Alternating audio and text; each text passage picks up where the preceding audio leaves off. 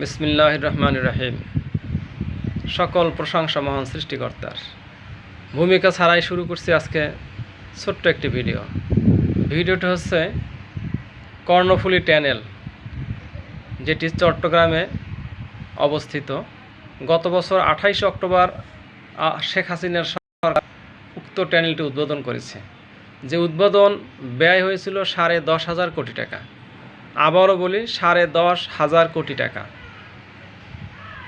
আয় দেখানো হয়েছিল দৈনিক 50 লক্ষ টাকা। আর বর্তমানে উক্ত টানেল থেকে দৈনিক খরচ আছে 33 লক্ষ টাকা। উক্ত টানেলে দৈনিক খরচ 33 লক্ষ টাকা, আয় মাত্র 8 লক্ষ টাকা, যেটা দৈনিক।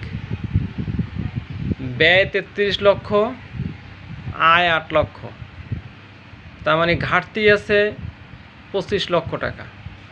দৈনিক ঘাটতি 25 লক্ষ টাকা কর্ণফুলী টানেল থেকে। আমাদের একটি উন্নয়ন প্রকল্প। উন্নয়ন মানে কি? ঘাটতি, তাই না? উন্নয়ন মানে কি? লস। কি হয়েছে আপনার এই উন্নয়ন দিয়ে?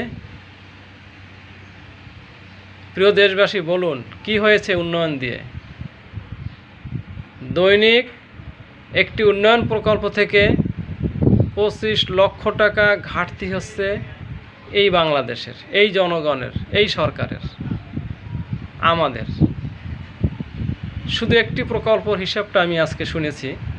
এভাবে দেশে যত উন্নয়ন প্রকল্প আছে, হয়তো খোঁজ নিলে দেখা যাবে প্রতিটা উন্নয়ন প্রকল্পের নামে দৈনিক লস হচ্ছে। এই উন্নয়ন প্রকল্পে কি হয়েছে? শুধু পকেট ভারী। দলীয় লোকজন যারা ছিল, এদের পকেট ভারী হয়েছে, এদের বাড়ি গাড়ি হয়েছে, এদের ব্যাংক ব্যালেন্স হয়েছে, এদের বিদেশে বাড়ি গাড়ি হয়েছে, টাকা পাচার হয়েছে। এই ধরনের উন্নয়ন প্রকল্প যত আছে সবগুলো খতিয়ে দেখা উচিত। আমি বর্তমান সরকারকে আবেদন করছি যে উন্নয়ন প্রকল্প যতগুলো হয়েছে সবগুলো দ্রুত তদন্তপূর্বক ব্যবস্থা নিন।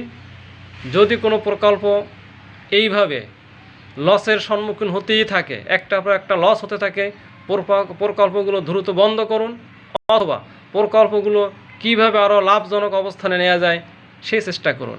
অন্যথায় এই যে খালি হয়েছে ব্যাংকগুলো, এভাবে পর্যায়ক্রমে বাংলাদেশে যতটুকু সম্পদ আছে পর্যায়ক্রমে অতটুকু খালি হয়ে যাবে। দ্রুত আপনারা ব্যবস্থা নিন, যাতে এই দৈনিক যে লসগুলো হচ্ছে, যে ঘাটতিগুলো হচ্ছে, যতটুকু হয়েছে হোক, সামনে আর ঘাটতিগুলো না হয়।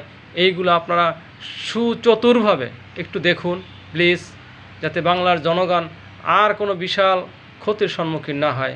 সবাই সুস্থ থাকুন, ভালো থাকুন। আসসালামু আলাইকুম।